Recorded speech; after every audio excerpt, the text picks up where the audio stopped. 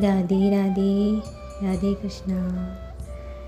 ഞാനിവിടെ പറയാൻ പോകുന്നത് അമ്മേ നാരായണ ആ നാമത്തിൻ്റെ മഹത്വമാണ്. അമ്മ അമ്മ എന്ന് പറഞ്ഞാൽ രാധാറാണിയാണ്. രാധയാണ് അമ്മ.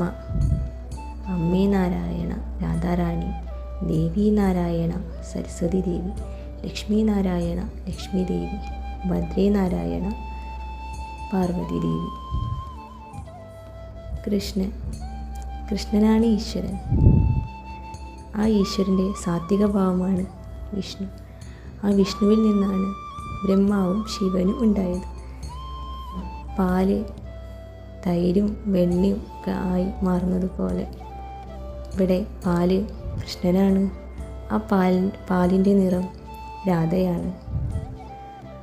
അപ്പോൾ ഇവിടെ അമ്മേ നാരായണ രാധയും കൃഷ്ണനും, ദേവി നാരായണ സരസ്വതി ബ്രഹ്മാവും, ലക്ഷ്മി നാരായണ ലക്ഷ്മി ദേവിയും മഹാവിഷ്ണു, ഭദ്രേ നാരായണ പാർവതി ദേവിയും ശിവൻ.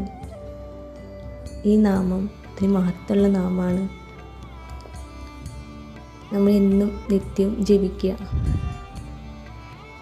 അമ്പലത്തിലൊക്കെ പോകുമ്പോൾ ജപിക്കുക ഈ നാമം. അത്രയും മഹത്വമുള്ളൊരു നാമമാണ്. സർവം ശ്രീ രാധാകൃഷ്ണാർപ്പണമസ്തു. ജയ ശ്രീ രാധേ രാധേ.